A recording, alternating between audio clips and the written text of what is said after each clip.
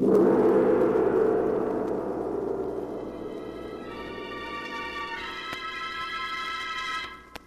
Sealed Book.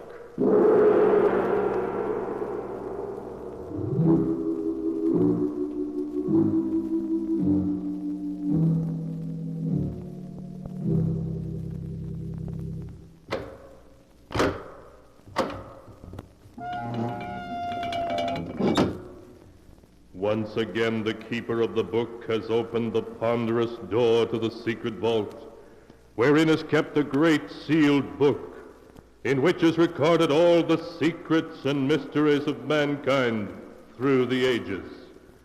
Here are tales of every kind, tales of murder, of madness, of dark deeds strange and terrible beyond all belief. Keeper of the book, I would know what tale we tell this time. Open the great book and let us read. Slowly, the great book opens.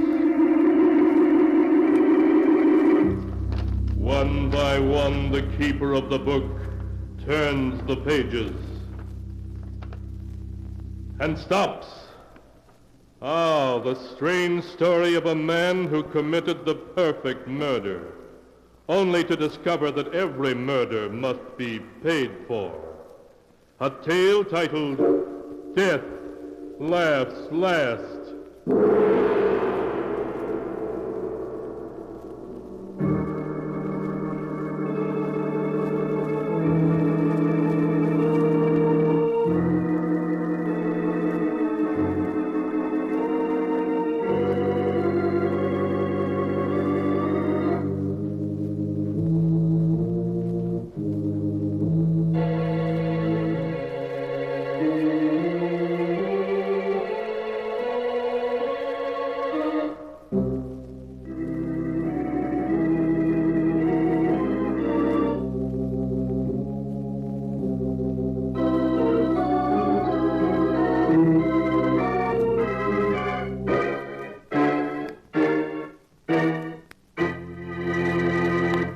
Here is the tale, Death Laughs Last, as it is written in the pages of the sealed book.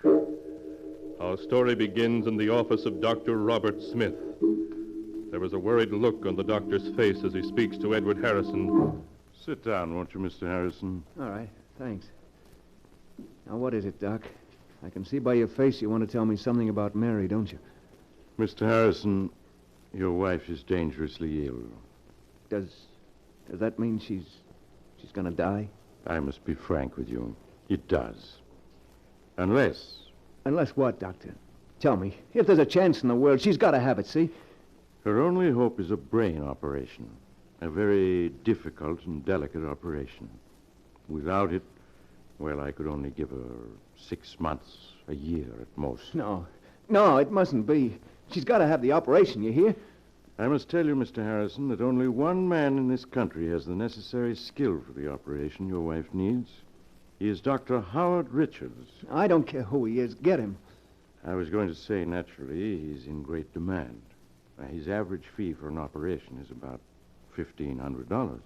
$1,500? Now, of course, if you can't afford that, he might consider the circumstances. No, I can't afford it. I can afford anything Mary needs. Then I'll get in touch with him at once. Yes, sure. You make the arrangements right away. I'll get a hold of the money. I'll get it to you by tomorrow, sure.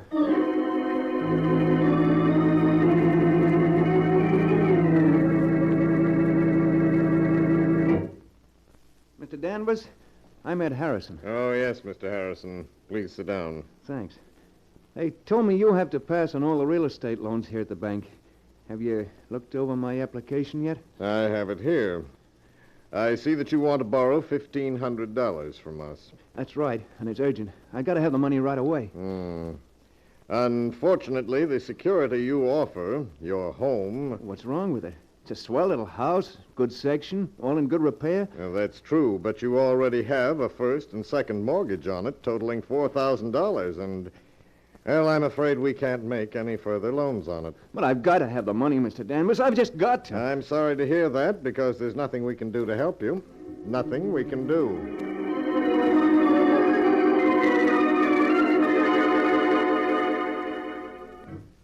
You say you're not employed, Mr. Harrison? No, I own a shop. I'm a locksmith. That means you're never certain of your income. If you had a job now, a regular income you could depend on... What are you getting at? You mean you're not going to let me have the money? I certainly wish I could, but under the circumstances, I'm sorry, very sorry, but there's nothing I can do to...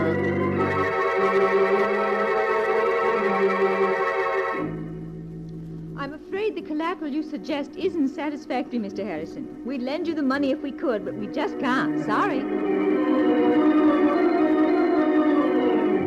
Sorry. Sorry. Sorry. Sorry. Sorry. Sorry.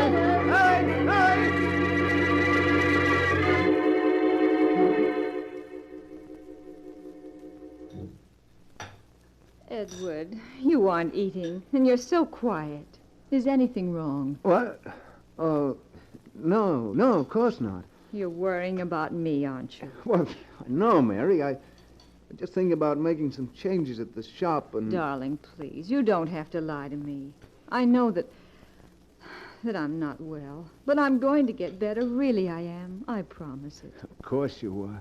Dr. Smith said so. You're going to be well in no time. Of course I am, dear. No, I got to go out. I have an appointment over the other side of the city with Horace Latimer. We grew up together. He wants to see me about something important.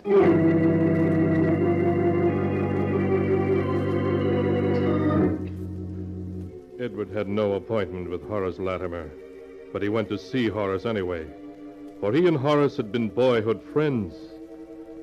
Then their paths had separated. Horace had grown wealthy. But in his desperation, Edward Harrison hoped that Horace would remember the past and would lend him the money he'd been trying to raise all day. Horace could spare it easily, but would he? 1,500? Well, that's rather a lot of money, Ed. I know it is, Horace, but it's for Mary. For an operation. I've got to have it. Well, why don't you try the bank? You have a house, a business. I tried the bank and all the personal loan companies in town. They all turned me down. Said the security wasn't good enough. I see. Well, that's too bad. Now, you can bet I'd lend it to you, Ed, if I had it. Well, that's the trouble. I haven't any ready cash. The income tax, and a couple of shaky investments that I had to bolster up lately. All right, Horace. Never mind explaining. I get the idea. You're not going to lend me the money. Well, really, Ed, I would if I could, but I can't. I'm sorry. Save your sorrow for somebody else. I don't need your money, you hear? I'll get it someplace else. Yes, I'll get it. Somehow.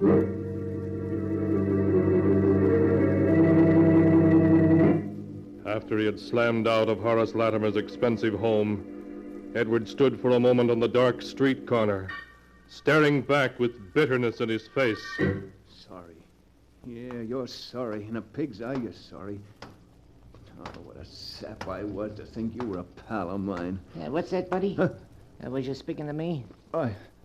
Oh, no, sorry. I guess I was thinking out loud. That's okay. We all do it sometimes.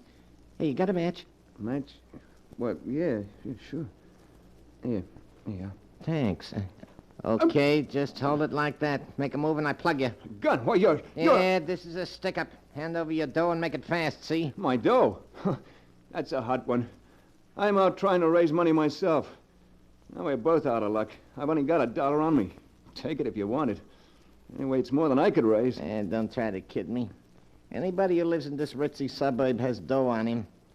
Stand still while I see what you got in your pockets. A wallet and a leather case of some kind. You'll find just $1 in that wallet. And I don't live in this neighborhood. I came here to try to borrow some money from a friend. $1. One measly buck. What a lousy break. But I bet you got a roll hidden in this leather case. It's heavy enough. You'll lose your bet. There's nothing in there but my emergency kit. Yeah? Well, I'll just see for myself. Hey, this kit's full of skeleton keys and picklocks and stuff. What are you, anyway, a second-story waker? I'm a locksmith and safe repairman, if it's anything to you. Oh. Were you on the level just now when you said you was trying to raise dough? What's it to you? Yeah, you'd be surprised, pal. Okay, I'm putting the gun away, but you ain't leaving yet. Me and you, we're gonna talk business. Because I got a plan that'll get us both all the dough we need.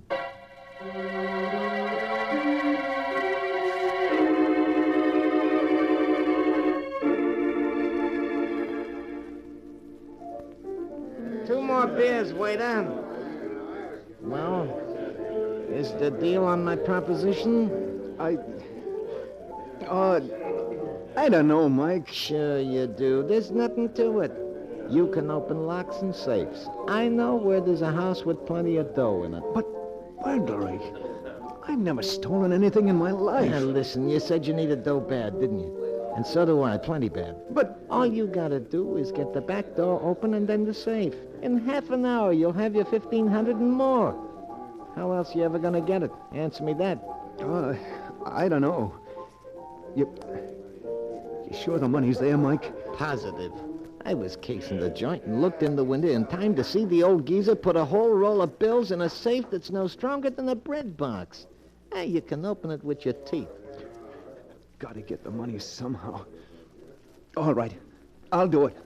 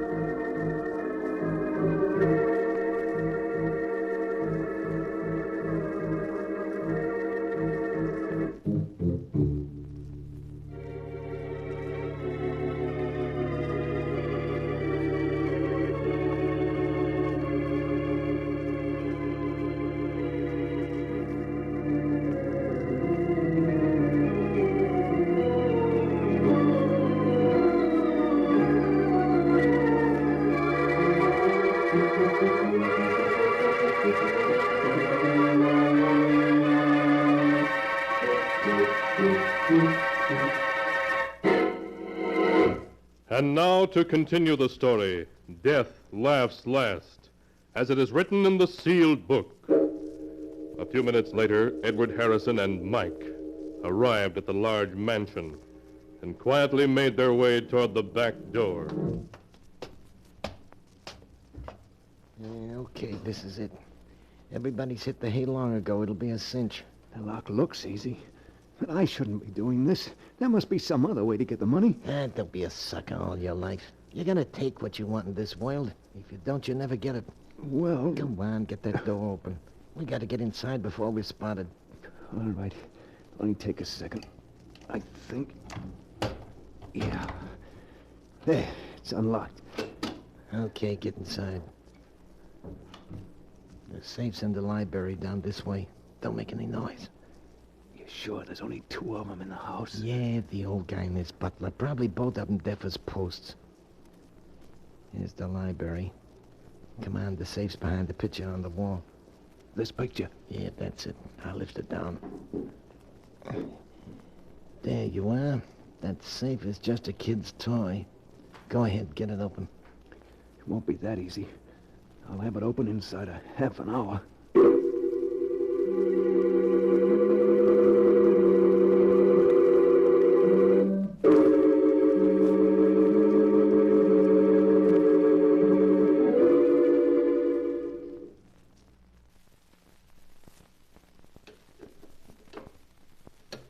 Hurry it up. You've been 40 minutes on that thing. It's coming now. There. The safe's open. About time, too. Now, let's see what's in it. Here's the cash box. When'll I open it? There, look. Dough, cash Mazuma, what'd I tell you? There must be thousands there. Easy. Come on, we'll count it and divvy it up. No, never mind. Just give me 1,500. That's all I want. You can keep the rest. Are you kidding? No, that's all I want. Just the 1,500 that I need. Okay, it's your funeral. Here you are. 10, 11, 12, 13, 14, $1,500 bills. $1,500. Yeah, for just an hour's work. Easy money, huh? What do you say we crack a couple of more cribs tonight, huh? No. I just want to get out of here now. Someone's coming. Someone's coming. Yeah, here, get behind this door. I'll take care of this. Who's there? Jenkins, is that you? Oh, where's that light switch? Ah. Burglars! Jenkins! Jenkins, call the police, quick! Nobody's calling any cops tonight, chum. Help, police! Help! Oh! Yeah, maybe that'll convince you. You hit him. Yeah, what'd you expect me to do, shake his hand? You killed him. That's murder. Yeah, and you're in just as deep as me. Don't forget that. Yeah, I'm an accessory to murder. Cut the guff and let's get out of here. Or do you want to get caught? No, of course not. Then let's get going. Douse that light. I don't hear nothing. Come on, we get out the way we come in. But suppose we are caught. Murder. They'll hang us. Hey, we ain't gonna get caught. We haven't left a clue, not even a fingerprint. Stand still, both of you. I have a gun and I have you covered. The butler. If you move, I'll shoot. I can see you perfectly. Standing on the stairs, he's got a gun. We're caught. Not yet. We ain't not by an old scarecrow with a rusty horse pistol. Put up your hands. I'm going to call the police. You've done something to the master. I heard him call. Okay. We'll put up our hands like this. Mike, you shot him. Come on. We gotta get out of here in a hurry. Them shots will bring the cops, but fast.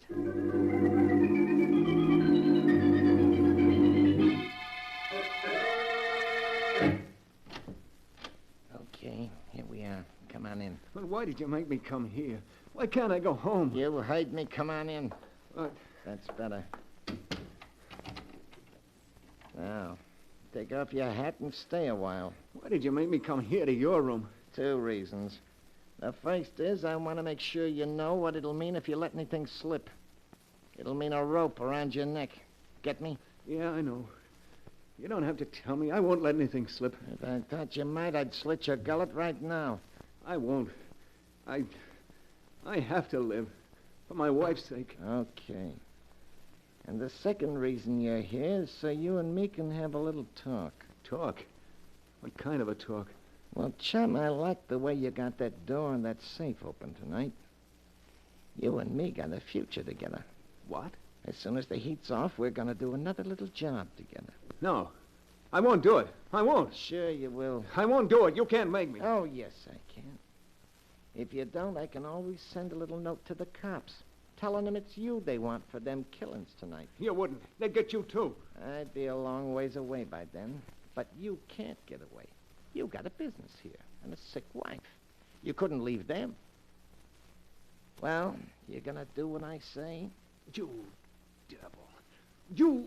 Don't say it. You don't think you can just dip into crime and then back out again without getting your hands dirty, do you? You don't think you can pull a job and then go on as if nothing had happened? You're mixed up in murder, and somebody's always got to pay for murder, one way or another. I only did it for Mary's sake. It don't matter why you did it. You're in it now, and you can't get out. Not without paying in some way. I've got a good mind to go to the police, to confess, to get it off my chest. No, you don't. You see this gun? I'd plug you in a second if I thought... No, you don't. Get away from me. Let go of my hand. Let go. You got me into this. You're not gonna make me go any further with it. I'll take that gun away from you and I'll... You fool. Let go or I'll plug you out. Oh. Mike. Mike! Dead. He's dead. I killed him.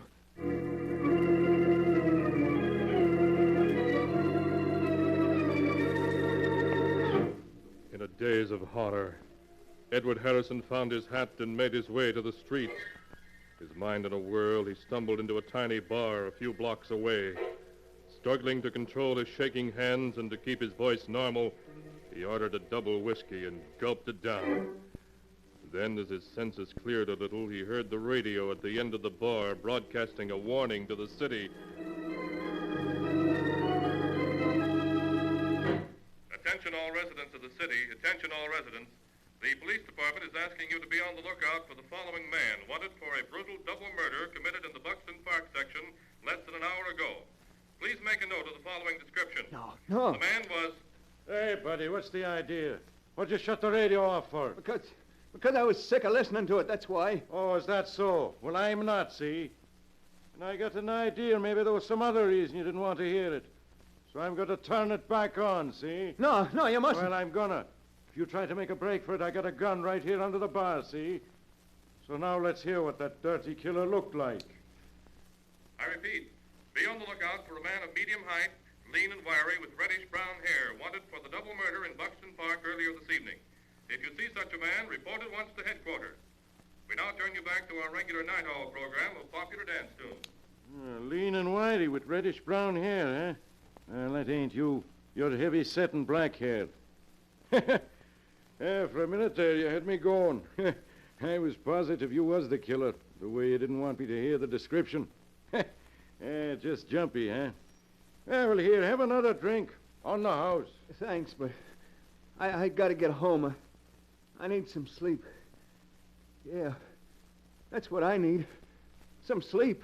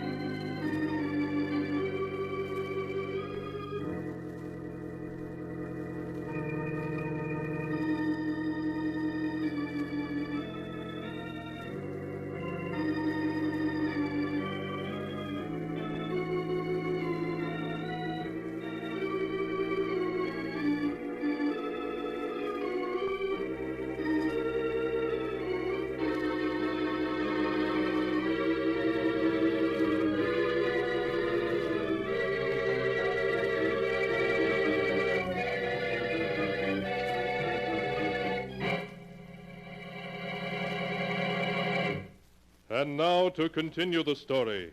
Death laughs last, as it is written in the sealed book.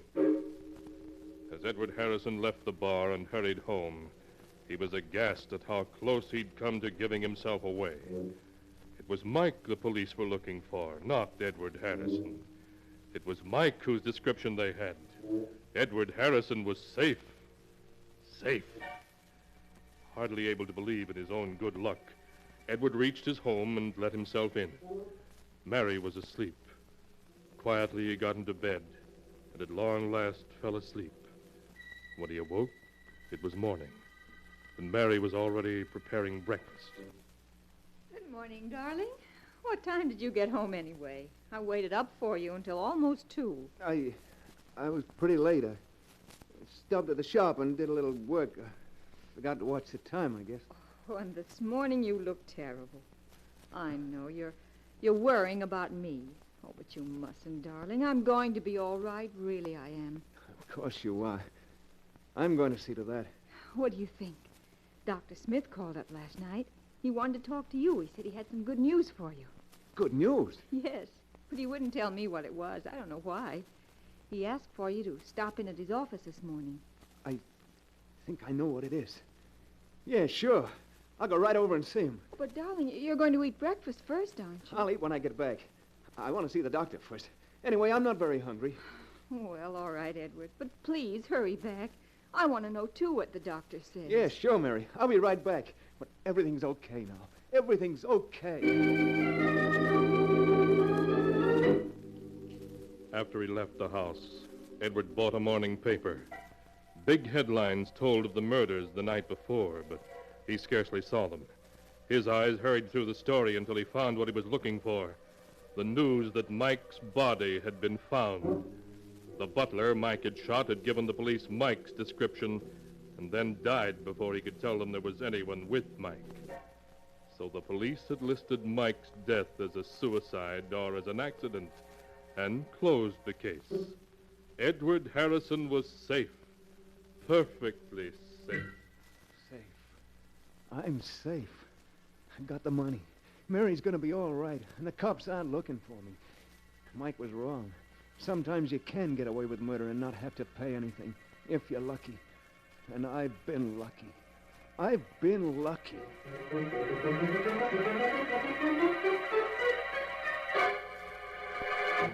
Good morning, Doctor. Mary said you'd phoned and had some good news. Oh, yes, Mr. Harrison. I called you last night after I got in touch with Dr. Richards.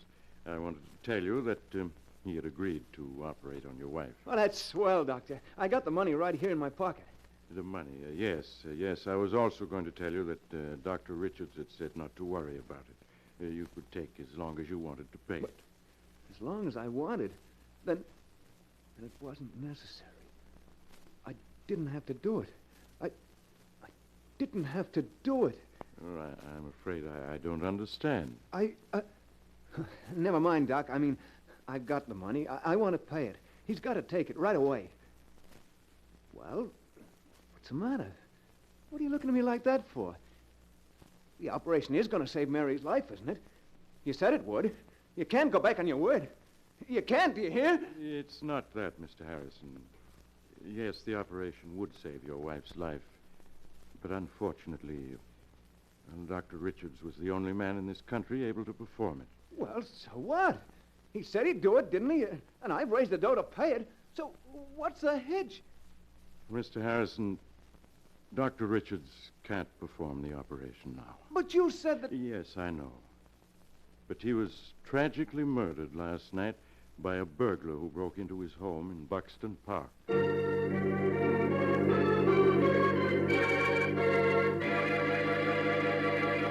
And so ends the tale. Death laughs last, as it is written in the sealed book.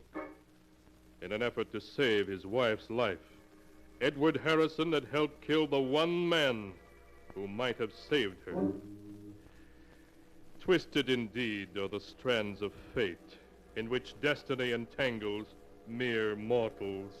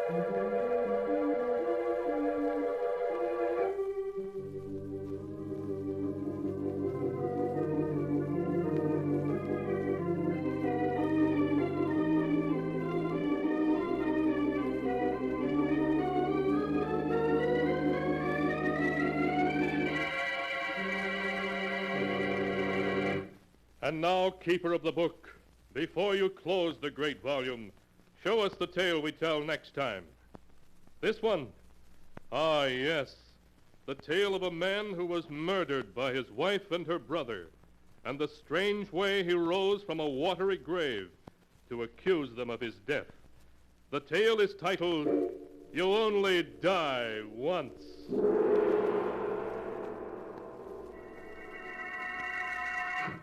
Be sure to be with us again next time when the sound of the great gong heralds another strange and exciting tale from The Sealed Book. The Sealed Book, produced and directed by Jock McGregor, is written by Bob Arthur and David Cogan.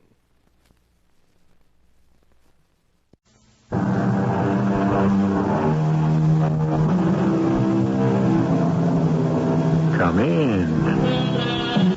Welcome. I'm E.G. Marshall. It was Oscar Wilde who wrote, in a surprisingly gentle and almost naive tone, "Death must be so beautiful, to lie and listen to silence, to have no yesterday and no tomorrow, to forget time, to forgive life, to stay at peace. The trouble is, not all the dead will stay quietly asleep. That's why we have ghost stories." Frightened to death? More than that. Asphyxiated, smothered. I don't know how to describe it. During the war, I had a friend who was in a building that was bombed. The force of the blast drove him against the wall, and he looked like that. I do not know the exact word in English, but flattened and spread wide.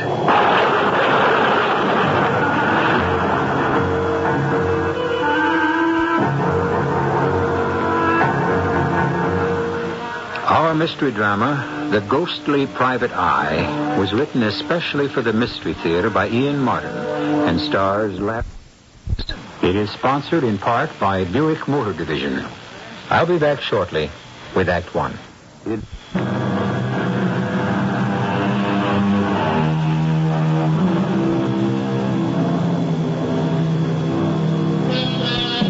Whenever the argument about the oldest of professions arises, along with the prostitute, the actor, the moneylender, and others, certainly we must include that of the private eye. Sometimes honorable beyond belief, as in the case of Cain and Abel, when Jehovah himself solved the murder. Many more times, not the most prized member of society, still a figure to be reckoned with. Of all the modern ones, no one is more special than the parapsychologist, the man who deals in the explanation of that vast middle world of clairvoyance, extrasensory perception, and psychic phenomena. The explainer of the inexplicable, such a man as the singular Mr. Flaxman Lowe. Hello? Mr. Flaxman Lowe? Yes, the same. This is George Blackburton. You know, we've seen each other casually at the club. Oh, yes, of course, Sir George. I feel like the devil bothering you like this, but you were pointed out to me as someone who, well, was more or less an expert in the occult and supernatural. Well, I have made a good deal of investigation, yes, but, I'm in desperate need of help. Could you come right down to my place in Surrey? We have something that even my wife can't cope with. Something? Perhaps it's an old curse. I don't know, but there is a thing that is trying to crowd us out of the house that you can actually taste and smell. Disgusting and terrifying. I need help. Well, I don't know about immediately. I'm expecting a guest from France whom I must pick up shortly. By all means, bring him with you. Let him be our guest, too, for the weekend. If you don't help us, I'm afraid I'll go stark, staring mad. Oh, very well. I think it might be arranged. Monsieur Lowe, I recognize you from your photograph. Oh, my dear boy, you must be Professor Jean Thierry. I am. Well, you look young enough to be my son, and with such a formidable academic background. As I come to meet you, I am a child at the feet of the master. Oh, now you make me feel like the all-wise spirit. Well, are you not the king of ghost killers, the master of the spirit world? Oh, scarcely. I'm a child in the wilderness of the afterworld. And, at the moment, an embarrassed host. Oh, why? Well, what would you say if instead of taking you home to my comfortable fire, as I'd planned to, I whisked you off instead into the depths of Kent for a weekend at a haunted house far beyond your belief and which even stretches mine? What would I say? What am I here for? Well, so we stay right here in the station and catch the next train for Yand Manor House. We had corresponded for years, the Dr. Flaxman and I, and the quality of his mind was such that I had been most eager to meet him, to argue vis-à-vis our contrasting belief on the matter of life after death. So what matter that our first conversation was on a train headed for this house with a strange name, Yand Manor House. This house that you have been asked to investigate, it has a ghost? Oh, most definitely, yes. Is it any especially convincing ghost? Well, I think you'll find that it is. Then you are promising me an exceptional adventure. One not without a great deal of danger. Well, I can't judge that, though, without trying, can I? Well, that's the nature of contact with the world beyond. But first you must prove it to me. I simply do not believe in ghosts. Or spirit manifestation, occult phenomena, whatever is the rubbish bin into which most people throw any belief they cannot understand. Well, this rubbish heap is what I spend my life investigating.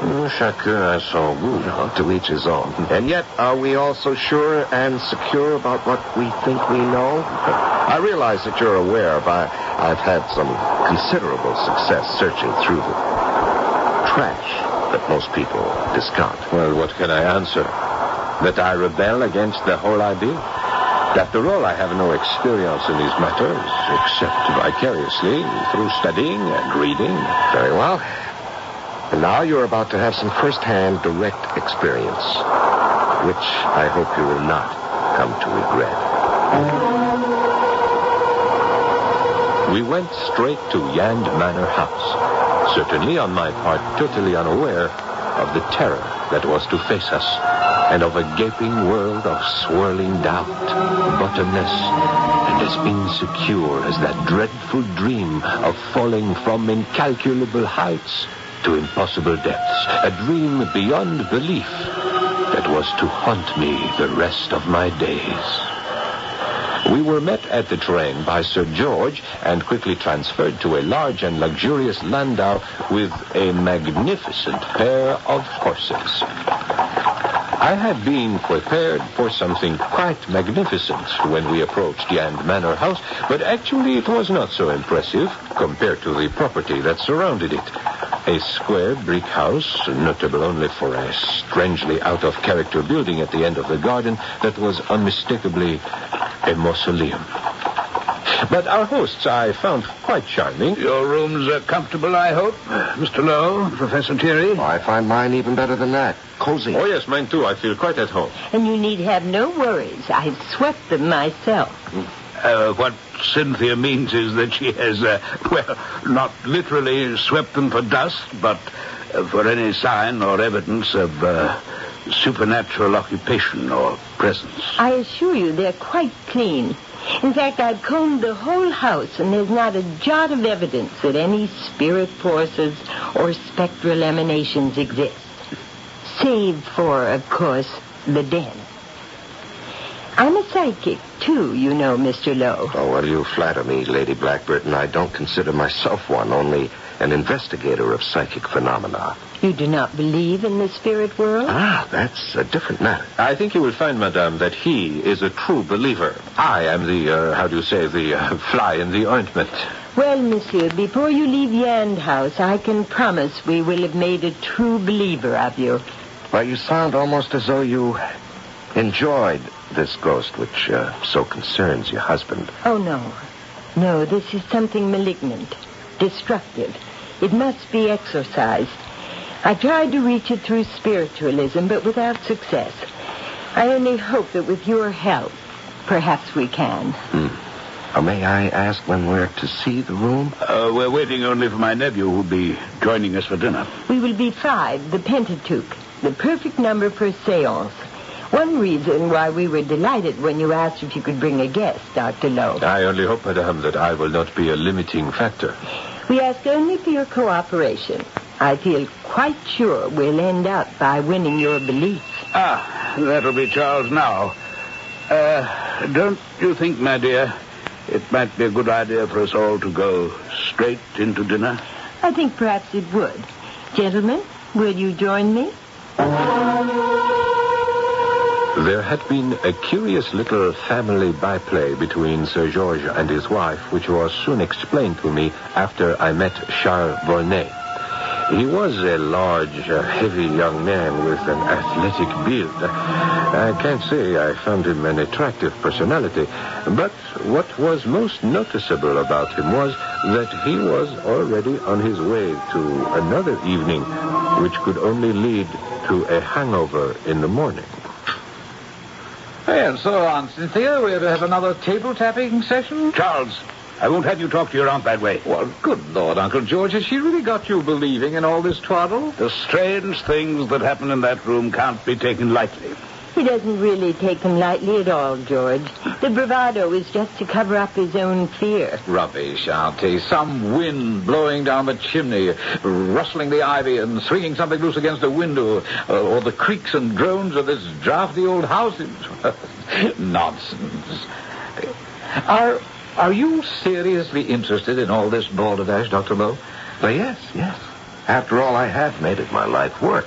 Yes, of course, but to expose frauds and to show a paper. In part, yes, that is a byproduct. Now, you're not going to tell me you actually believe in bits of ectoplasm bumbling about, droning and clanking chains. May I quote you from Hamlet? There are more things under heaven and earth, Horatio, than are dreamed of. Oh, Lord, I'm in a nest of nuts. No, not quite. You have another skeptic at the table.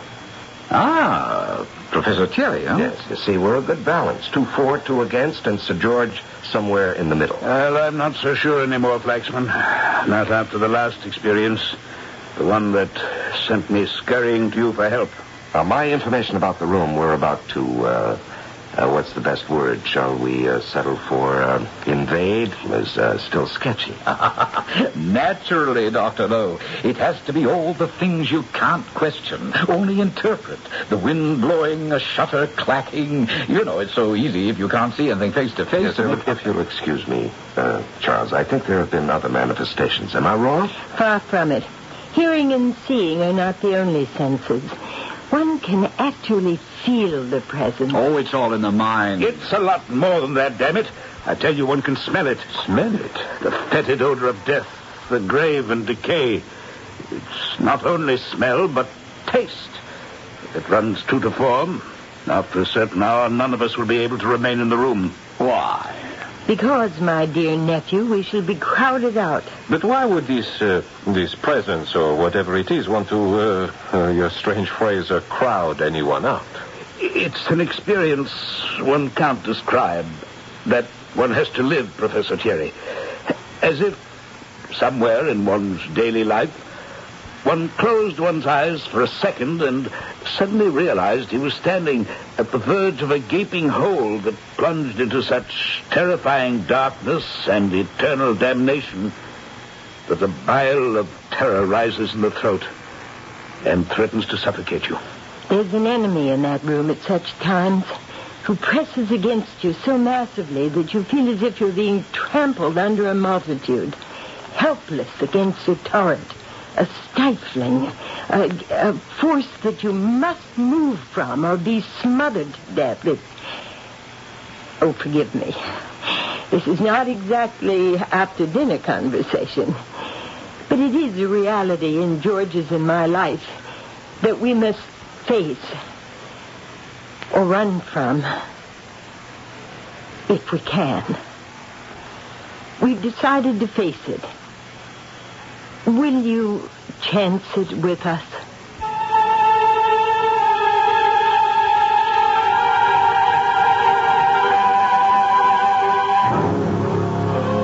We have gotten ourselves involved in something this time around, haven't we? I don't know where each of you stands on the power of the spirit world, extension after death, or belief in ghosts.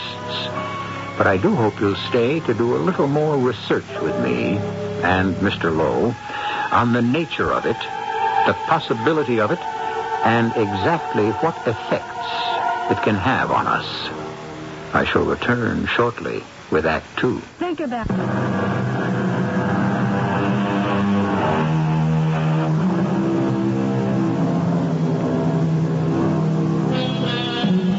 5 people sit in the shadow of the great carved chimney piece which rises above the mantel to the high ceiling.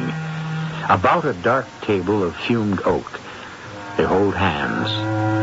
4 of them watch Cynthia go into trance and wait for the manifestations from beyond. The room is dark and brooding enough to raise Satan himself. The lamps smoke and cloud the atmosphere, as if the air pressure is heavy beyond nature. But nothing happens. Whoever you are, wherever you are, we are trying to reach you. Can you not answer? Answer. No. Not tonight. Tonight I can't do it, George. There are forces against me.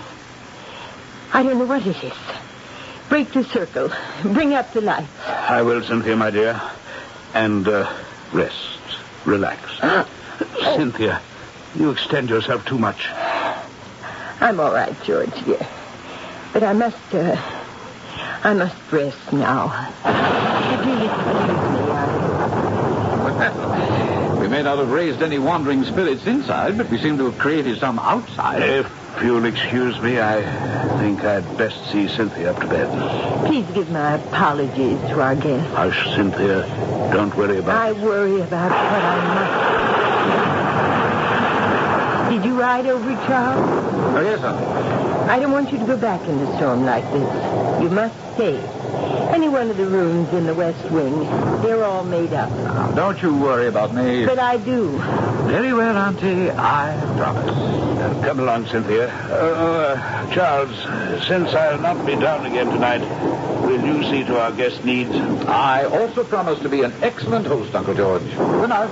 Good night, Lady Blackbird, Sir George. Good night. Well, gentlemen, what should it be? Whiskey, gin, brandy? No. For me, nothing. It was a long journey from Paris. Noon's trip has finished the job. I am exhausted. No, I don't think I want any either. Why don't we all just go up to bed? Ah, yes, bed, sleep. Those I welcome. But, I'm not going upstairs. Well, you're not going to ride home in weather like this. No, Mr. Lowe. I'm going to spend the night, right here. You mean in this room? That's right. Either I will sleep the sleep of the unrighteous, or if I'm wrong and my aunt's right, I'll have some company. Now, I mean to put an end to all this nonsense about ghosts and ghouls. Then I shall sit up with you. Oh, perish the thought, Mr. Lowe. With your reputation, I'm sure any self-respecting member of the other world would give you a wide berth. Well, are you still sure you won't join me in a brandy? Very well. Mr. Volney, may I ask you to be serious for a moment? Do they ask me? I don't think you should take your aunt's warning lightly. Even though there's been no physical evidence tonight, apparently some malignant and dangerous force considers this room its province. Then if it does, I intend to disabuse it of the idea. More than that, I'd want it off my turf. You see, this house will be mine one day, very soon, if my aunt and uncle decide to return to traveling. And I want it, whoever or whatever it might be, and mark you, I don't believe it exists. I want it to know that when I take over, there'll only be room for one of us. And no amount of discussion would persuade this headstrong young man to change his mind. Personally, I couldn't help agreeing with his point of view. The idea of anything supernatural daring to intrude in this temple of the normal and the everyday seemed ludicrous. So, Flaxman and I went upstairs. John, yes. I'm concerned. About me? Actually, I must admit my concern was more for that young man downstairs. I should not worry about him. One more drink, and the wine will put him straight to sleep. Well, I'm not worried about anything that may threaten him in this world. I left my practical French friend and went to my own room. The storm was still whistling and moaning about the Manor House, but it was a perfectly natural phenomenon, and there was certainly no cause for alarm. I must have been sleeping lightly, for a grandfather clock striking the 3/4 hour somewhere in the house woke me up. I glanced at my watch and saw that it was 1:45 midnight. I shrugged into my robe and slippers and stole downstairs. The house was silent, save for the moan of the wind and the steady drum of the rain outside. The door to the den was closed, and I opened it, filled with a nameless apprehension. I could have saved myself my uneasiness. Stretched out comfortably on the couch, a still unemptied glass in his hand, lay Charles Volney, snoring contentedly and looking to my middle-aged envy, the picture of health in spite of all his drinking. I removed the glass and set it aside. For a moment I considered getting him out of there. But he was so soundly in his cups and such a heavy young man, the effort was beyond me. Besides, I was getting cold. So I stoked up the fire and left him. To my eternal regret, as it turned out.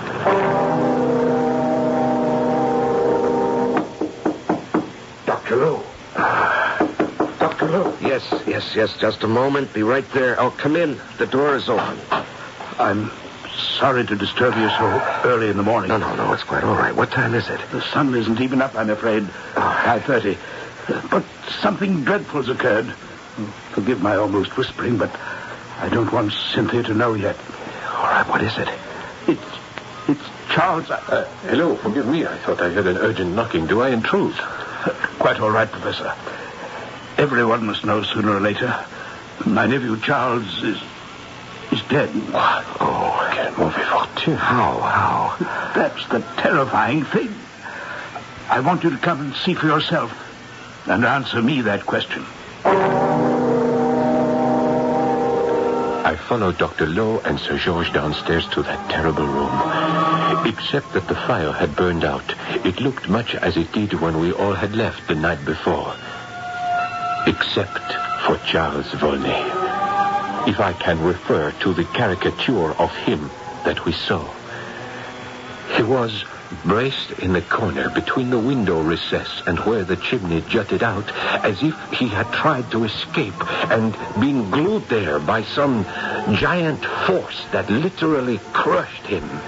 His face was suffused with blood, his eyes starting from his head. He was quite dead. He must have been dead for several hours. What do you think, Dr. Lowe? Frightened to death? No, more than that. He was smothered, asphyxiated. I don't quite know how to describe it. Pressed to death almost. Yes, once during the war I had a friend in a building that was bombed. He was not injured directly. Only the force of the blast within a confined space drove him against the wall and somehow flattened him. He was spread wide. Good Lord. It's not natural. No, my friend Sir George, it is, I'm afraid, supernatural. Yes, he should have listened to your wife, and I should have listened to my own misgivings. Alas, I feel at fault there. No, Jean. I came down last night again, just before midnight. He'd passed out on the couch, and I couldn't move him. It's no one's fault but mine. I should never have come back to this accursed house. And I'll call Mr. Bunbury. He's our local superintendent of police. So, I'll save you for the last, Mr. Lowe, knowing your reputation and all. Well, I don't know whether that's a plus or a minus. Oh, now, sir, plus, of course. And not that I understand some of your investigations, but you stand very high at Scotland Yard, very high. Thank you. Now, I've checked out the servants, and they can all alibi each other for one reason or another. On the other hand, I can't seriously imagine a suspect among all of you in the main house here, even admitting that Sir George, and particularly his lady, are a bit of a rumgo, both of them. Oh, but particularly her. Are you referring to her belief in spiritualism, Superintendent? That'd be it, sir. And then, a couple of things Sir George told me. Oh, may I ask what? Oh, my intention is to tell you. That's why I brought it up. First off, he said he came down here by candlelight and found the deceased. Mm-hmm. But before he did, passing the mantelpiece, the candle went out, just as something like, well, in his own words, something spectral brushed across my cheek and I saw in front of my face 2 barred eyes looking at me. Barred eyes. Now, what does that mean? Oh, that's exactly what I asked her, and he replied, eyes that looked at me as though through the bars of a cage. And then I was conscious of a strange flat taste in my mouth and the odor of damp and decay. And I lit the candle and saw poor Charles. Now, what do you make of that, sir? Well, you've seen the corpse. What do you make of it, Superintendent? Oh, I don't, sir. That's why I'm asking you. You don't believe in ghosts, I take it. Well, I haven't. I know you've been in on many investigations, however, where it seemed to be something like that, only, wasn't. Well, can you think of any other explanation for this death? Meaning that you think it was something, supernatural? Well, I don't see any other explanation for the moment. Oh, I wouldn't think that would quite satisfy my superiors. I mean, it's quite clear the chap couldn't have killed himself, you see. So someone else has to be guilty. And I hope for everyone's sake we can find out just who. It was sheer inadvertence that I happened to be in the solarium right off the porch where this interview took place. Or was it? Because as soon as it was over and the sergeant had left, Flaxman came out to join me. I am still in the dark. Well, as we may very well find ourselves tonight. Where? In the room where Charles died. I intend to spend a night there as he did. Do you want to share my vigil against the total powers of darkness?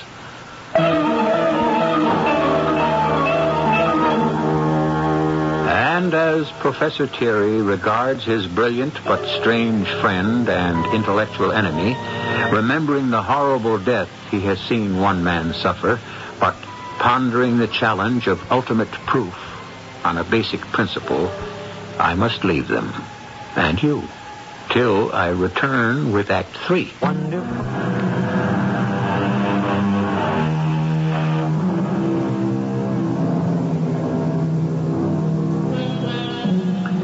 It has been a long and difficult day at Yand Manor House. The comings and goings, police, photographers, inevitably the newspapers. Finally, the undertaker and the removal of what is left of Charles Volney's terrestrial presence. Sir George and his wife have naturally been totally involved in this, and it is not until evening that their guests, who have tactfully tried to stay out from underfoot, have been able to exchange more than a few words with either of them. Now, Mrs. Blackburton has at last been able to find a moment alone with Flaxman Lowe, walking in the garden. It's all my fault, you see. No, I don't see. I was the one who talked George into coming back to Yand Manor after all these years. Oh, Lady Blackburton has a bench right here. Would you like to sit down? Oh, beside the mausoleum? Why not? It's strangely appropriate. Why? What is this building? Well, that's part of it all. Yand Manor has been in George's family since a sort of granduncle willed it to his grandfather, with a specific reservation. And that was? That in perpetuity, till the last of the Blackburton heirs, Yand House must remain in the family's hands. And that if the family didn't occupy it, it couldn't be rented. Well, now, I doubt if that would hold up in any legal court. Possibly not, but beyond that, there was the curse. The curse? That anyone who broke the promise or the letter of it would die a horrible death. Oh, I see. And, Sir George believed this? George is such a decent man, Dr. Lowe. It wouldn't have had to go that far. He would have just lived up to a family promise as his father and he had in their own way and kept Yand House without living in it. But you see, I was the one who forced the issue. You decided that as long as you were back in England, it was silly not to live in a house you already owned. Yes. Plus, by now, my dedication to spiritualism, my new venture into the occult, So I'm the author and the instrument of this tragedy. I feel as if I'd actually murdered my nephew, Charles. Well, now, Lady Blackburn, I don't understand that. Because having forced George to return here against his will, he'd rebelled. He didn't like all these supernatural manifestations. And it was only at my insistence, at my plea, that he brought you down here. If they couldn't be stopped or explained, he determined to sell the property and destroy this mausoleum as soon as it was legally possible. And may I ask who rests here? That uncle of George's grandfather who started this whole thing. His body is actually in that tomb? Yes. Locked in a strange lead casket. A lead casket? This uncle was a strange man with an inordinate fear of death. Oh. It's said that he predicted his own death and arranged to have a doctor in attendance. And he died very suddenly and unexpectedly. I see. Lady Blackburn, you're asking for my help, aren't you? I have no right to, but yes. I feel that my hobbies have inadvertently led my husband and his family into a terrible peril. The only one I know who might save them is you. I see. Then may I have your husband's and your permission to spend tonight in the den as your nephew did last night? I don't want to risk your life. Well, I won't deny it may be risked, but first of all, I know what I'm doing, which your nephew did not. And second, I shall not be alone.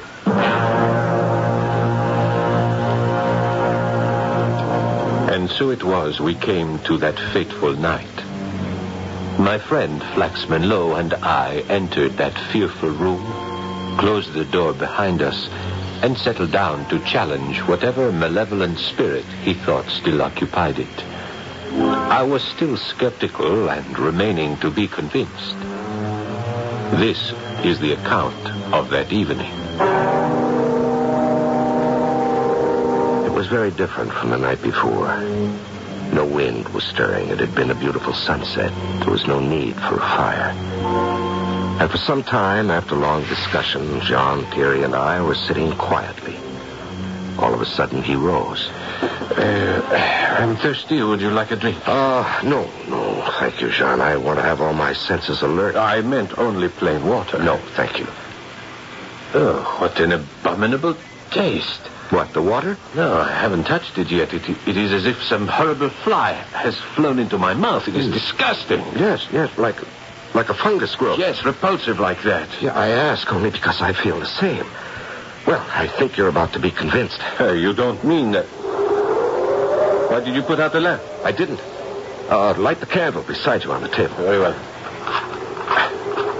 Tonnerre, give me your matches, Dr. Lowe. Mine are damp. Where are you? I'm here. Oh, it is as dark as Egypt. I am coming. It is so hard to get along. Hard to get along? Yes, I am unable to move. I am suffocating. Where are you? I am here by the door. The air in the room had become palpable to the touch. Heavy, clogging, repulsive, with the sensation of smothering, cold human flesh. I fought against it, gasping for breath. The clammy flesh crowding over me, smothering me like some fat, nauseating humanoid jellyfish. And then, across my cheek, there was a stinging, reeking pain. With my last strength, I fled the terror. There was a crash of glass, a wild rush of air, and I knew no more. When I came to, I saw the dawn was breaking to the east, and I was lying on the lawn of the Yand Manor House. Above me was a shattered lattice window swinging in the wind, and clutched in my hand was something dark in color, slender and twisted. It might have been the skin of an adder, a piece of bark rolling itself up like a parchment scroll, or the desiccated claw of some unimaginable beast from hell. I hurried into the house, barely conscious of the smarting pain in my left cheek, fearful only for my friend Jean. I found him unconscious just outside the door to that baleful room, but thank God, alive. Yes, just take it easy, Jean. All right, now, can you stand? Are you all right? Yes. Huh? I think so. All right. You have a bruise on your forehead. Are you dizzy? No, not anymore. What happened to you? I don't know. I was literally crowded out of the room by that infernal thing. What was it? With its damp, swelling flesh. I was buried in that stifling pulp. It pushed and swelled against me, driving me away from you in the dark to the door. I called out, but I could hear no answer. What was that ghastly presence? Well, I think I can answer that now. It was what killed the young man, no? Yes, the very same. And I hope I can convince the inspector of that. Well, you have made a convert of me. Why not him? Well, we shall see. First of all, Sir George, the spectral hand that seemed to brush across your face as you told Superintendent Bumbry. Yes? You were by the fireplace at the time, passing the ornamental foremantle that rises above it. Yes. You see all those figures carved there, in particular the griffin, and hanging from the sharp point of its beak? These? Human hairs. Yes, human hairs, black. Now, whose would you say they were? Both Professor Thierry and myself are gray. You're light-haired, and your nephew was fair. Sir George is sandy. Now, who else frequents this room? No one, except the maid, who is also graying. But these are a woman's hair. Why? Why? Because they're long? Well, yes. Uh-huh. And this? What is that? Could I see? Sure. A long, thin object, half brown, half yellow, and twisted like the blade of a corkscrew. I have no idea. Well, suppose I suggest it's a human nail, which time and neglect has allowed to grow to superhuman proportions. Oh, dear, it would have to be 12 inches long. Nobody but an ancient Chinese mandarin could grow such a monstrosity. Or a corpse who refused to die. I don't quite get that last. Mr. Superintendent, let me project something. This uncle who left Yand Manor House to your grandfather, Sir George, was he dark and hirsute? Was he a recluse? Did he build a mausoleum in the garden? And did he have an inordinate fear of death? Yes, to all counts. And is it not true that both you and the nephew who might have been your heir were ready to take all steps to get rid of this mausoleum and or Yand Manor House, particularly your nephew? I suppose so. Then, Superintendent, I can categorically tell you that your murderer lies in the casket in that mausoleum, and the murderer of anyone who tries to oust him from this property as long as he shall live. Are you suggesting that a man dead over a century is still in some sense alive? Unless it sustains injury itself. The brain is the last to die. In fact, it's the only measure of finite death. Now open the coffin, and you'll see what I mean.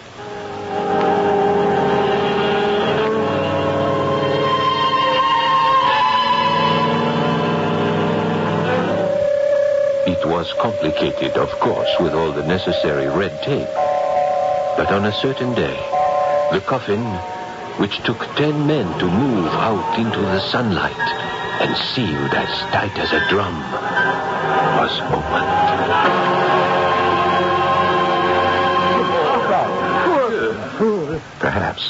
Perhaps, Lady Blackburton.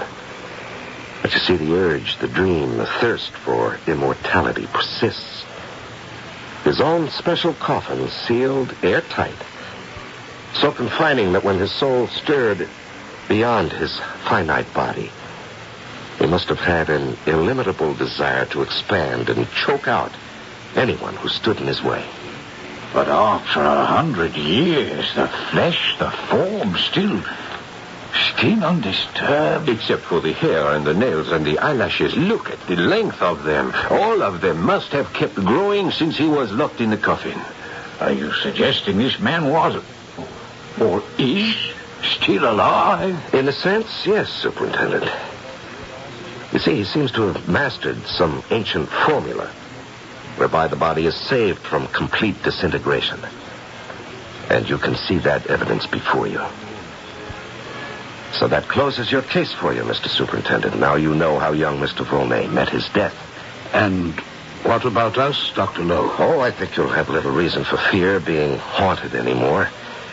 You see, in the sunlight, the body already is beginning to disintegrate.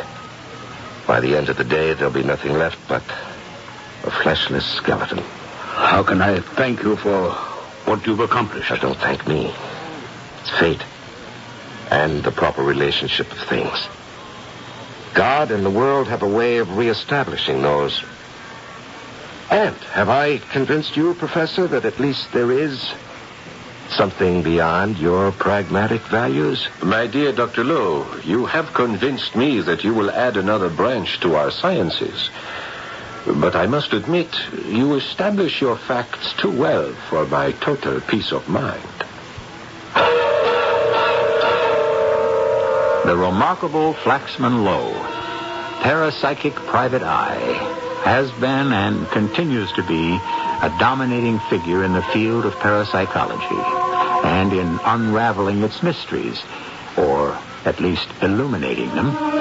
If this is a field which interests you, perhaps I shall bring you other cases in the future.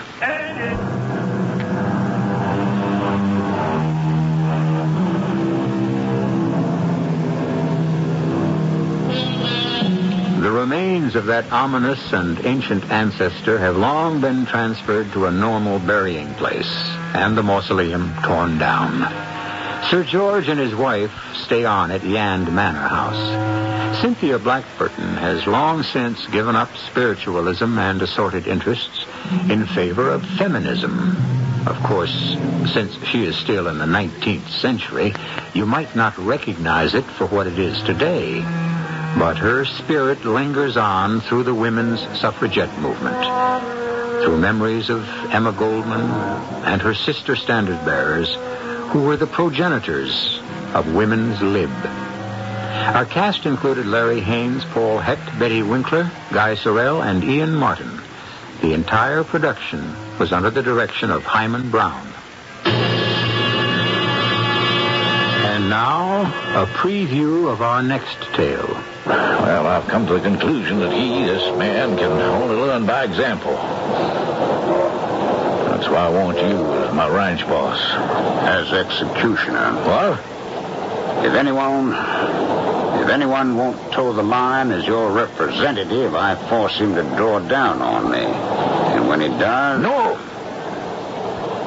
I don't want the reality, only the threat, the pressure, the leverage. I don't want any killing. No one ever really does. They just want their way. The killing is a kind of terrible accident that just happens. Only with me, it's no accident. You bought yourself just what you want, Colonel Braden. I feel mighty sure I did, King Tut. Can't help myself. My cross to bear. This is E.G. Marshall inviting you to return to our Mystery Theater for another adventure in the macabre. Until next time, pleasant dreams.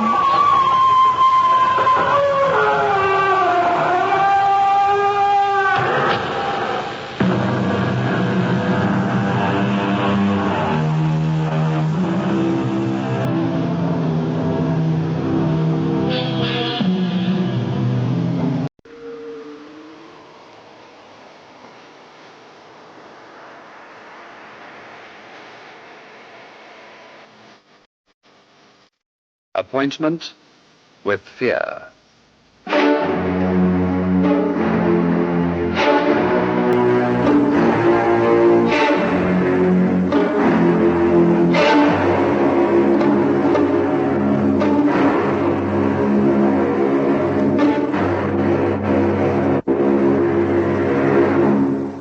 We present Ursula Howells, Christopher Casanova, and Terence Longden in My Fate Cries Out, by Michael Robson.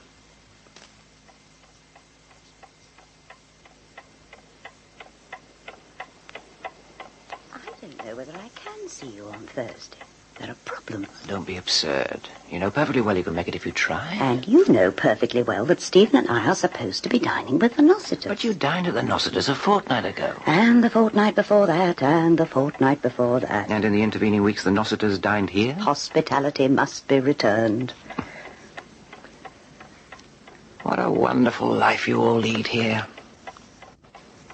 Does Stephen never cut loose?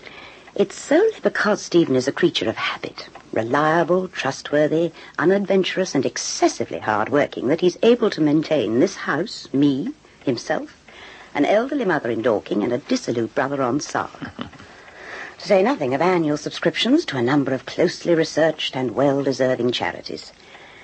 Stephen is a good man. And you, Harry, are what would have been described in earlier, honester days as a cad. Come on, Simone. Surely you can do better than that. Something more raffish than cad. Scoundrel, perhaps. Outsider, remittance man, bounder, heartless ruffian. Well, at least you have no pretensions to virtue. None whatsoever. Which is why you find me attractive. And Stephen the most boring thing since the invention of the bracelet bit. I'll see you Friday, not Thursday. And hadn't you better be going? Well, yes, it's almost 7. And you know how you hate having to dine with Stephen. You spend your whole time sending me up. I don't know why I bother with you. Because, though I may be the older woman in your life, darling, I have a rich and indulgent husband. And because I won't go to bed with you. A combination you evidently find irresistible. I enjoy the money you spend on me, certainly. And I enjoy your company because I haven't got to keep remembering which lies I've already told you. But I must warn you. If you keep on funking the erotic issue much longer, I shall behave extremely badly, go off to Deauville and become a gigolo to a fading Contessa. Too late. He's picked you to the post. Open the window. Go on, quickly. Then open the door slightly. Well, why this sudden passion for fresh air? Because I want you to appreciate to the full this appalling predictability of Stephen's. Coming up the drive... pauses. Takes a lungful of pure Barnes air. Looks first east to the lawn and the azaleas, then west to the flower beds and the conservatory. Resumes his patient trudge to the front door. Opens it. Enters. Closes the door. Removes his hat and overcoat and hangs them on that dreadful hall stand that marks his one concession to bourgeois taste. Peels off his gloves, puts them on the table, raps the barometer, and muses gratefully on the vagaries of West London weather. Looks at himself in the mirror, pats his hair at the sides, then slowly, deliberately, so slowly and deliberately that I could scream, he plods up the 15 steps of the staircase to the landing and crosses to this room. And when he comes in, he smiles vaguely and says, "Evening, darling. What kind of day have you had?" There's a letter from Harry Quennell. For you? For both of us. Odd. When has Harry ever bothered to put pen to paper on anyone's account, let alone ours? Well, he has this time. Wants us to spend New Year with him and his sister. New Year? With Harry and Vivian? Where, for heaven's sake? Place called Otley's, on the Northumbrian coast. Otley's? Yes, of course. Harry's mentioned it occasionally. It was his parents' place. And will his parents be there to indulge in the grim festivities? Highly improbable. They were murdered in a hotel in Jerusalem at the height of the Haganah hostilities. I suspect from what Harry says about them that they were the chief reason for the Haganah hostilities. And who brought up Harry and his sister? They must have been extremely young when this unpleasantness occurred. Oh, Vivian was a babe in arms and Harry 6 years old. And they were brought up by a maiden aunt, first in Banffshire and then, I believe, at Otley's. I imagine the maiden aunt spoiled Harry utterly and was quite ruthless with the girl. I don't know. I couldn't care less. What do you want to do about the invitation? Oh, refuse it, of course. Why? They inherited a remarkably good cellar from their parents. I'm told that Vivian's cooking is above reproach, every room centrally heated, and the library is the envy of several American universities. I don't know how they afford to maintain it all, I really don't. In any event, I'd half promised the Nossiters we'd see the old year out with them. Darling, if we spend any more time with the Nossiters, we may as well take up permanent residence there. along with the borzoi and that damn canary. Well, what's the weather going to be like at that time of year? Different from what it is here, I imagine. Ah, come on, Simone. The way things are going at present, there'll be blizzards in Northumbria by Christmas. And I can't say I relish the idea of motoring in thick snow. It's because it's a change, isn't it? Something different. The moment your routine's upset, you start manufacturing objections. I don't greatly care for Harry, that's all. Why should I celebrate the new year with someone I neither like nor respect? He doesn't work for a living. Is that what irritates you? Yes, to a large extent. And he produces charm, and some people produce umbrellas. Yeah, that's very good. That's Harry to a T. Well, I find him amusing. Shallow, yes, but amusing. Much more so than the passionately sober Nossiters. And anyway, I believe Vivian's extremely attractive. Do you good to have a little winter flirtation. Oh, Lord. I can see I shall have no peace till I agree.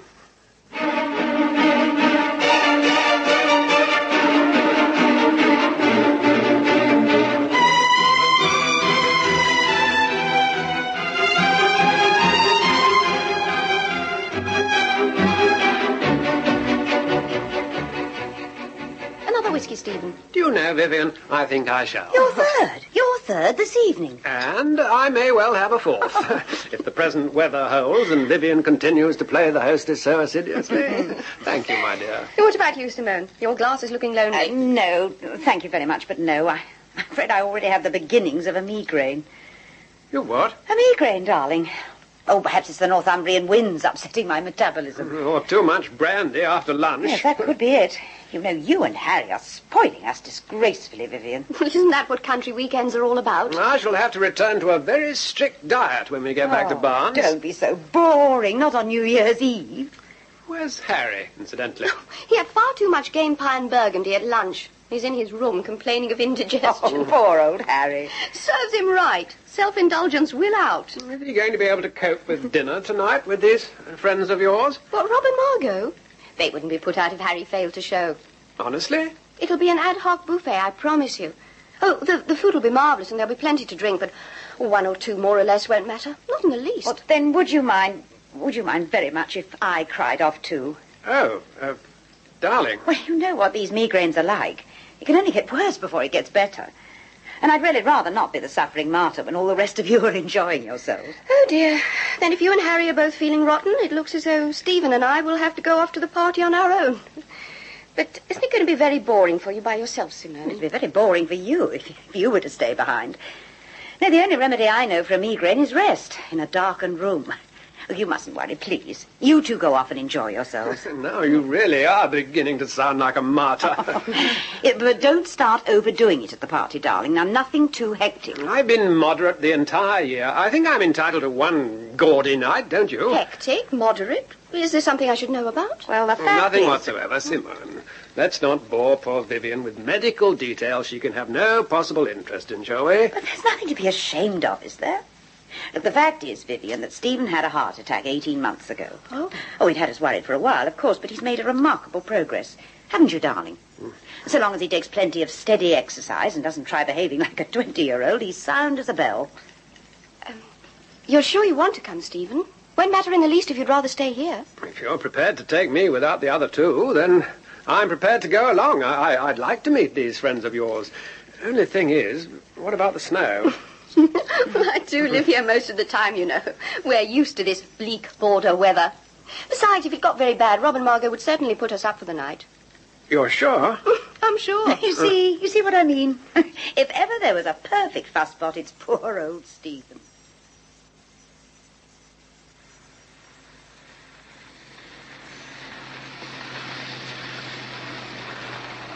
Did you enjoy the evening? I did. Far more than I expected to, tell you the truth. Rob and Margot always throw quite interesting parties. You seem to be getting on rather well with that little actress. Who, Angie? Yes. Bright little handful. But I begrudge the time spent away from you. Well, that's very sweet of you. I mean it. So do I. You're a very sweet person, Stephen. I'm not too happy about all this snow. Dazzles, doesn't it? The headlights when you're driving at night. Oh, Lord. That sounds a bit sick. Well, keep your fingers crossed that nothing goes wrong. Now, of all times, with this blizzard coming up. Oh, damn, what is the matter with this thing? Have you checked the fuel gauge? You're being amusing, of course. Well, go for the obvious first. My God, you're right. Let's have a look. Doesn't the car have a reserve tank? This car? You've got to be joking. Do you keep a spare can of petrol in the boot? Planning for an emergency is not one of Harry's vices. Oh, God, I'm sorry, Stephen. I really have made rather a mess of things, haven't I? Not to worry, it's easily done. Question is, what happens now? How far would it be to Rob and Margot's place? 8, 9 miles, I suppose. And to Otley's? Good 5 miles at least, I'd say. It's blowing half a gale out there. Would there be a telephone kiosk anywhere near? I'm afraid there isn't. Otley's has got to be our best bet. Trouble is... Yes? This boring heart condition of mine. Oh, my God, I'd forgotten about that. I can take any amount of walking, straight walking, you understand, but a 5-mile slog through snowdrifts isn't perhaps quite what the doctor ordered. Oh, Stephen. On the other hand, no other car's likely to be coming our way now. Must be almost 3 o'clock. If we stay in the car till dawn or after, we'll freeze to death. But do you think you're up to walking 5 miles through that mess outside? I don't see there's any alternative. Movement will keep us alive. I just have to take it very steadily, that's all.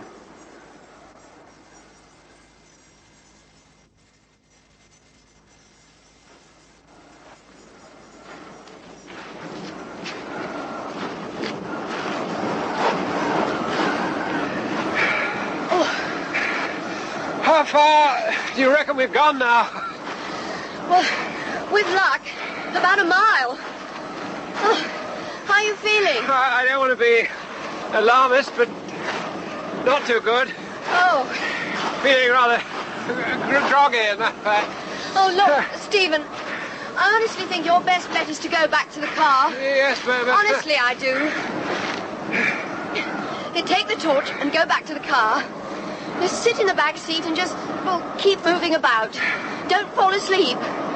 I'll be back at Otley's within an hour or so. I'll rouse Harry. We'll use the Range Rover and we'll be back to pick you up in no time.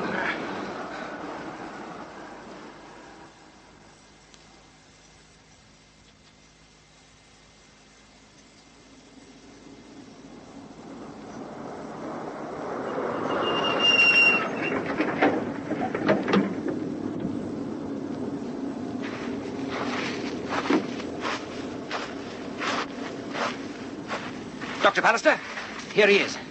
Stephen. Stephen. I'm all right. Oh, my God.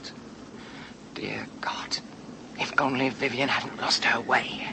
Frozen stiff. What's the matter with you? If it's any consolation, he must have died peacefully. Died?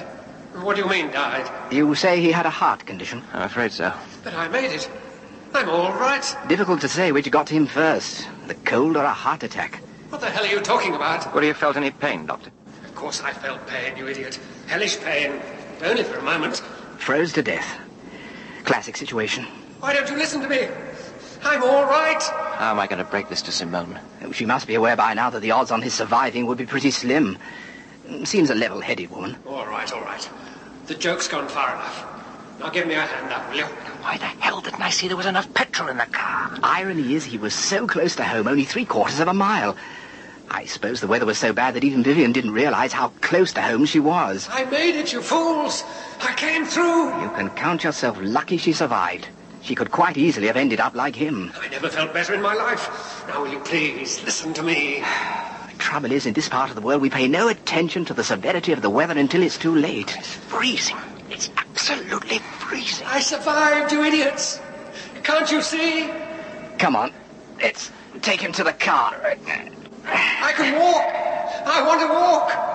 For God's sake, let me walk.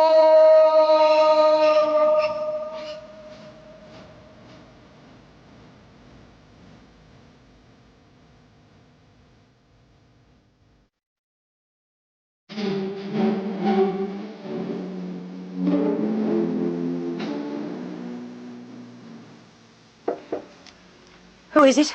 Harry. Come in. Well?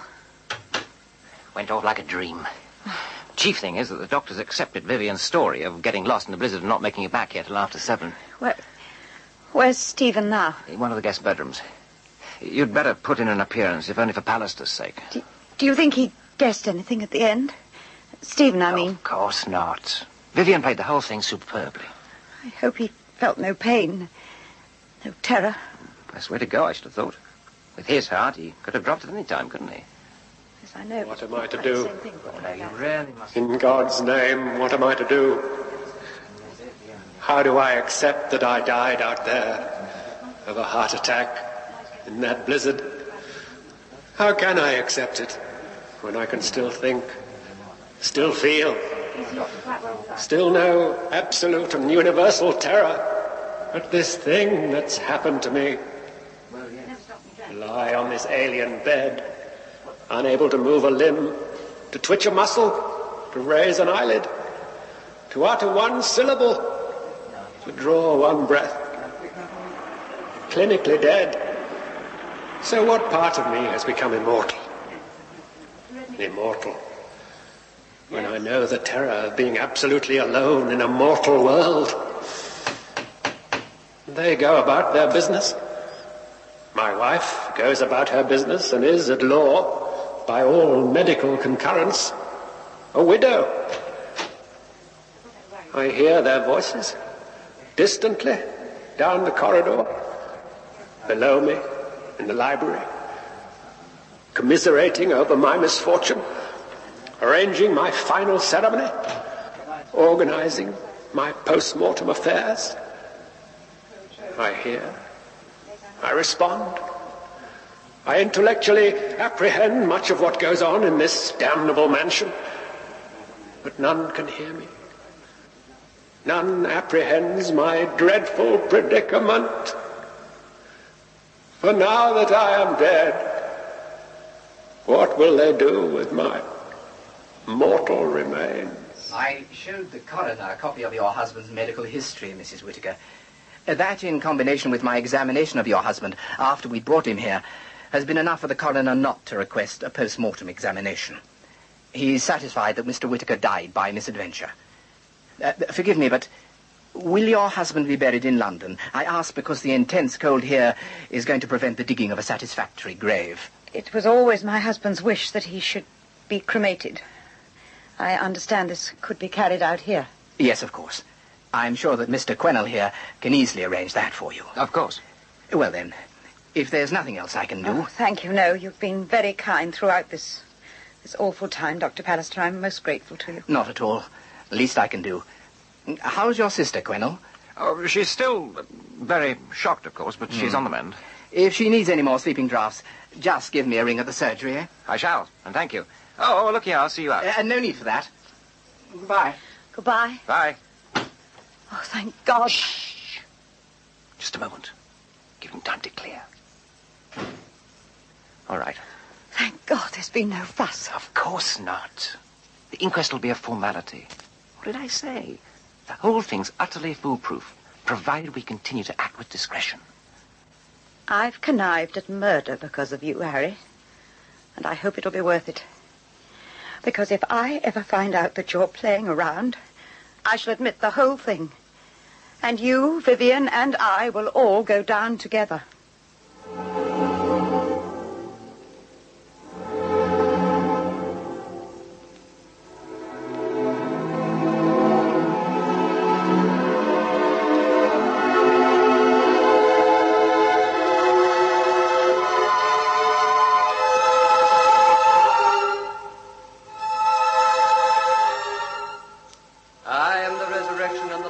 saith the Lord. He that believeth in me, though he were dead, yet shall he live. And whosoever believeth in me shall never die. Never die? I know that my Redeemer... Never die? But they've pronounced me dead and set me in this hellish coffin to be destroyed by flames in that murderous oven. How dare they do this to me? The Lord gave... These places, how I hate them. There's no way we can get out of being here. Come on, Simone, it'll soon be over. I feel ill. I feel dreadful. You can't give in now. Get on with it. Why do they shut me in here in this foul darkness? Tell them, Simone. I beg you. Tell them my spirit is alive and my body must be preserved for it. Forasmuch as it hath pleased Almighty God of his great mercy to take unto himself the soul of our dear brother Stephen, here departed, we therefore commit his body to be cremated. I am not dead. I am not dead. How can you burn me when my spirit lives? This nightmare. How do I wake from it? Help me, please. Help me. Simone. Simone. Simone, stop them. Stop them. Please. Stop these flames.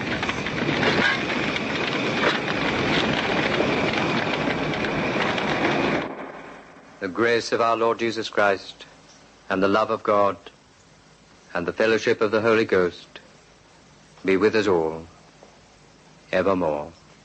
Amen.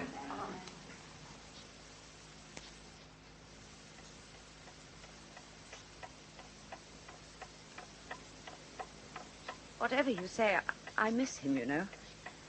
In a curious way, It's natural enough. You lived together for a long time. the house is so empty without him. He was always here, comfortable, reassuring, and, well, in the background.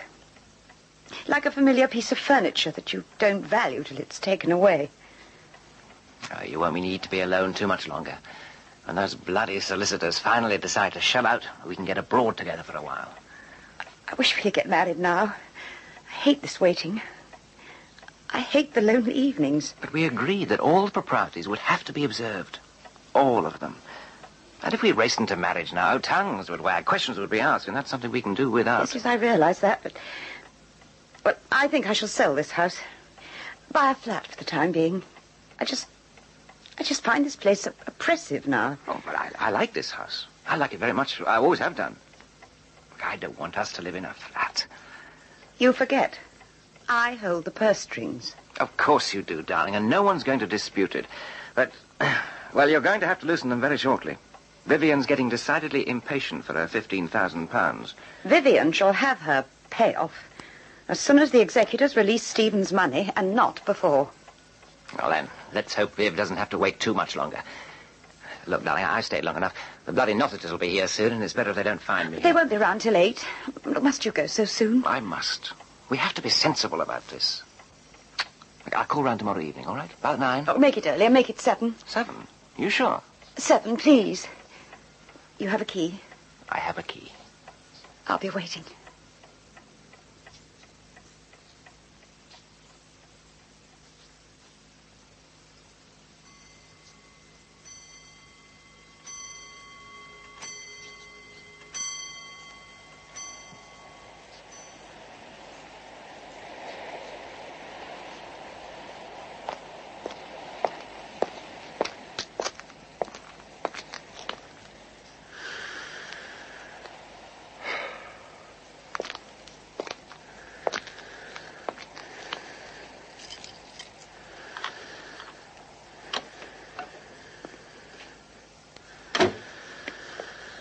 Harry?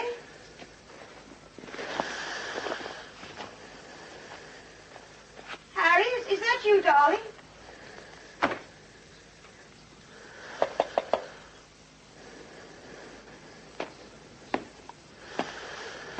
Harry? Hey, come on, darling, stop fooling about. Where are you? Harry! Harry, stop it! Please!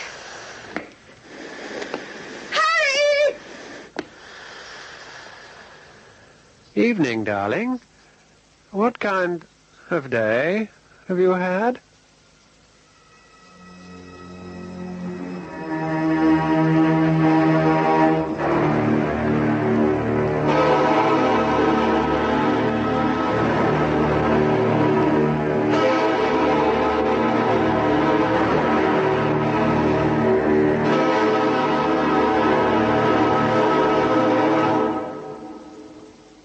That was Ursula Howells as Simone, Christopher Casanova as Harry, and Terence Longden as Stephen in My Fate Cries Out by Michael Robson.